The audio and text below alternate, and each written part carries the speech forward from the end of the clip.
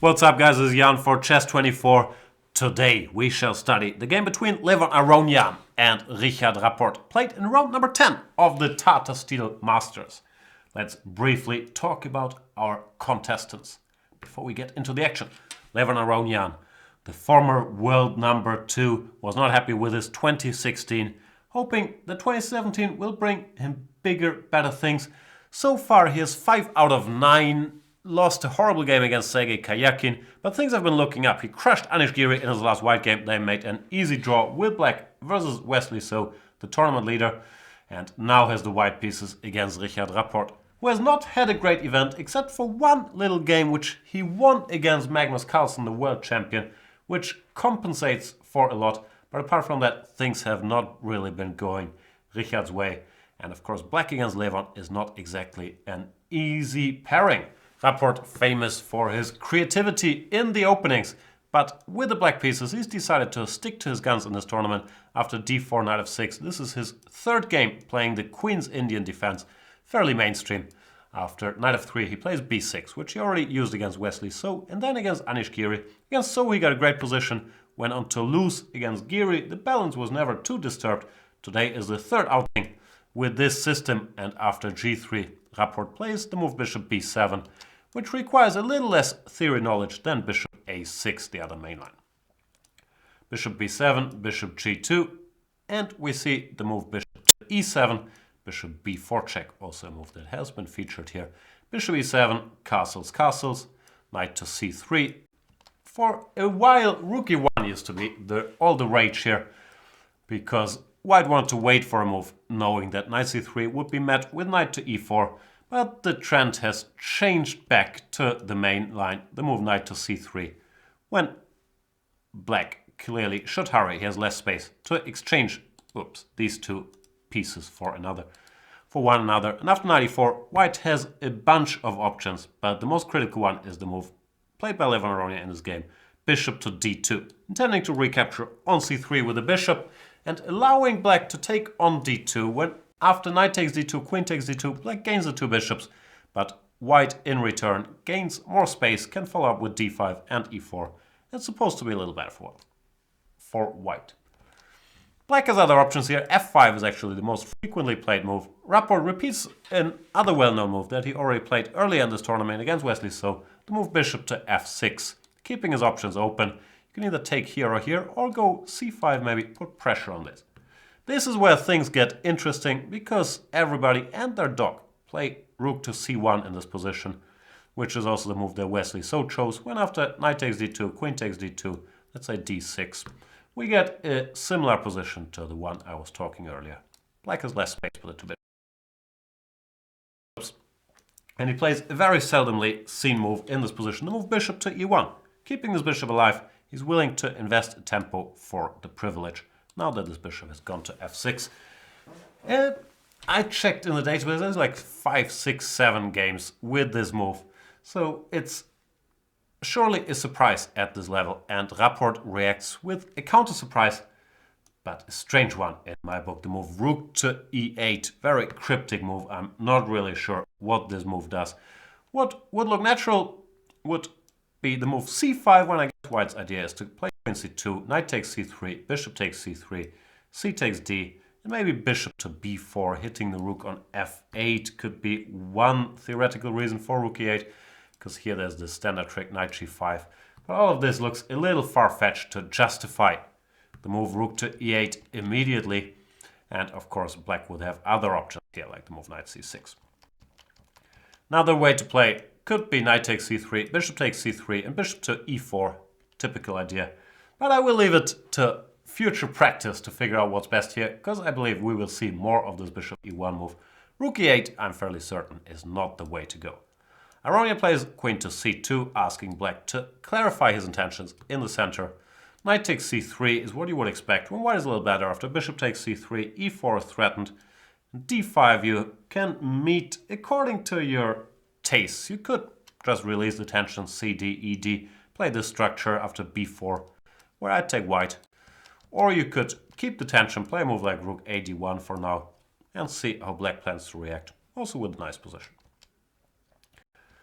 Instead, Rapport chose to play d5 immediately, keep his knight, his active piece on e4 with fire, because it gives white an additional option that Aronian goes for after a little thought. Knight takes e4, d takes e, and knight to d2. Here we see one drawback of the bishop on f6. There's no longer f5, and the time spent on rook e8 is also starting to come back to haunt black a bit here. Problems. Move you would want to play maybe is knight c6 in order to go knight takes d4, but why would just play e3 and the pawn on e4 is gone. Therefore, what black has to do is capture on d4 with either piece. Queen takes d4 might look more natural at first sight, but after knight takes e4, turns out there's absolutely no time to capture on b2, because this is a bit of a problem. Check, queen f6, bishop b7, picking up pretty much all the material on the board. Figuratively speaking. Of course, black can defend more tougher than that. But if you have to play a move like bishop c6, which the computer indicates, it means that things have gone horribly wrong. White has a very pleasant choice between just rook b1, threatening bishop c3, or the immediate bishop c3, queen c4, knight f6, gf. My computer says e4. At the moment, white is even a pawn down, but it's not really felt. What's felt is the black kingside weaknesses. Queen d1, queen g4 will follow. And black once again faces an unpleasant defense. Many options, but all of those look nice for white. Rapport instead decides to take on d4 with a bishop, but that doesn't really improve things either. Aronian starts with rook d1, curiously. I would think that it makes more sense to start with knight takes e4, but I will transpose to the game. The point is here, knight f6 check is a big threat. Therefore you have to play an ugly move like queen c8, because rook d1 was also coming. And after rook d1, we get the position that we shall get in the game.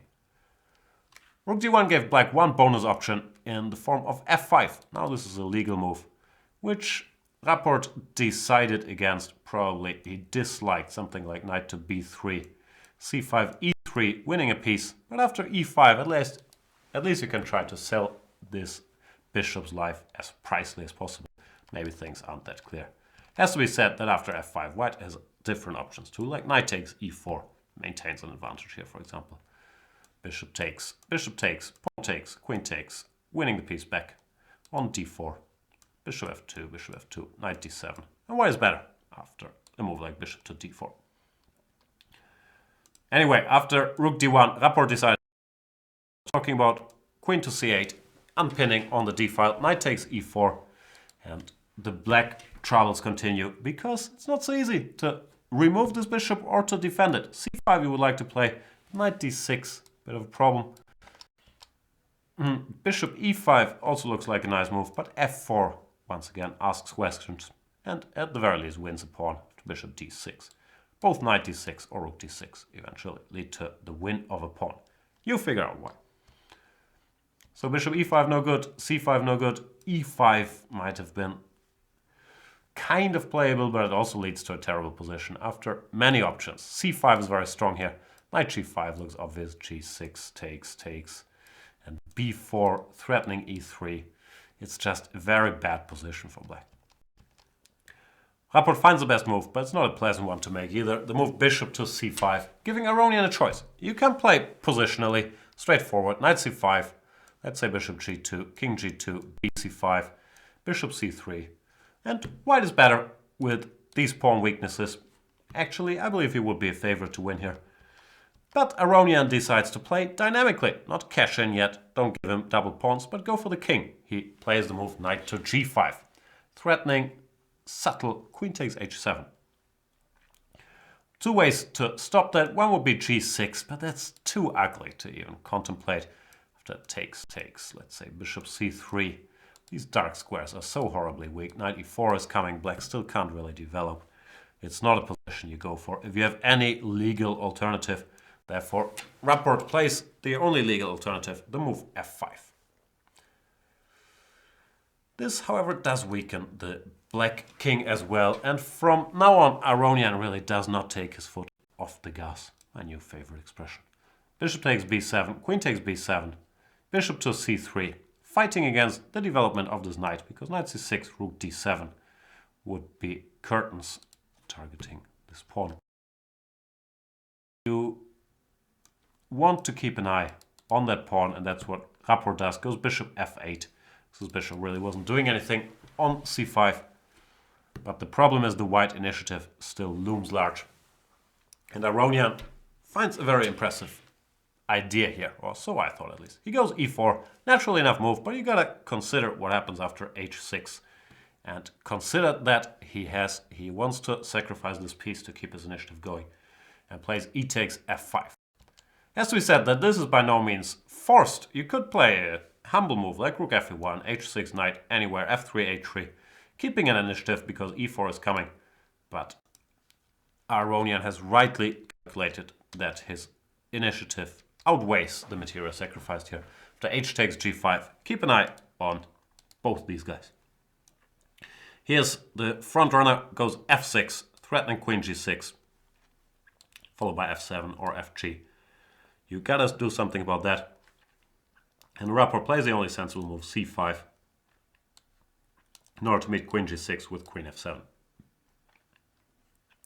But there's more f-pawns, and the reinforcements are coming instantly. f4, threatening to bring more pieces into the game, just prosaically playing to go f takes g5, opening this rook up and asking very tough questions. The only chance black has is to keep the position closed by going g4, not allowing this rook in.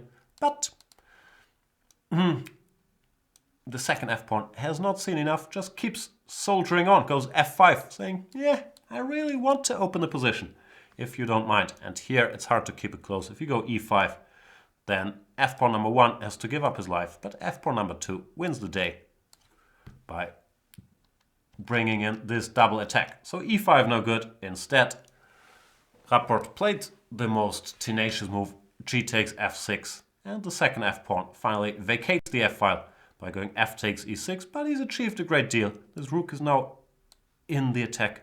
This queen is threatening queen g6 check, and black still has not managed to develop anything on the queen side. It's impressive that Aronian had to foresee, or at least to evaluate, all of this when he went for his piece sacrifice, and he's rightly evaluated that he's completely winning here. Rook takes e6, for example, looks obvious, but then queen g6 check, queen g7, queen f5. There's too many threats. Queen e6, obviously, queen d5, bishop f6, queen g4, rook f4. Black just can't defend with his queen side still sleeping. The game would end soon. Instead, Rapport played queen to h7. Obvious enough move trying to cover this diagonal, offering a queen exchange. But unsurprisingly, Aronian is not interested, and he delivers the final blow. The move queen to g2. Nice little geometry. Targeting the rook on a8. In order not to lose material, you have to go knight a6, but that allows another invader. Rook d7. And the end is near. You can't go rook e7 because of queen a8. If you go bishop e7, bishop takes f6, once again wins lots of material. For example, a rook somewhere. Anything wins already, but queen e2. Just playing to take here, and if black defends, we can pick up this bishop. Therefore, after rook d7, Rapport decided to play queen h5. But Aronian, not in any particular hurry, just keeps activating his army to the max, goes rook takes f6, and this king will not make it out of there alive. Queen e4, rook g6 is one of many ideas. Rook a8, at least the rook on a8 got to make a move. And here Aronian finishes the game immediately, but he does not choose the option I was hoping for, the move queen to d5. When after queen takes d5, rook g6 check, bishop g7, rook takes, king h8, rook h6, it would be checkmate. However, it's hard to criticize a move that wins on the spot, which is the move rook takes f8 check, played by Aronian. Rook takes f8, rook g7, king h8, rook g5 is not great for black. And king takes f8, as played in the game, does not really improve things either. Because queen f1 check was played, and after king g8, rook g7 check, once again is pretty good. King h8, rook g5. And you get the idea. For example, this could be the idea, which would be checkmate. So that is the end. Rapport did resign after queen f1 check. Very impressive victory by Levon Aronian. First of all, a new opening idea, which is always nice to pose fresh problems to your opponent. The move bishop e1 looks humble, but bishops are worth something, so I like it. And then, when he was handed the initiative, first of all, he decided to keep it, not go for cashing in. Went knight g5, and then the most impressive sequence, the e4, h6, takes, f4, g4, f5. March of the Penguins. That's it. That's the game of the day. Aronian joins the ranks of people on 6 out of 10 on +2 that are a full point behind tournament leader Wesley So, who has 7 out of 10 with 3 rounds to go. Thank you guys for watching the video. I'll see you in the next one. Bye.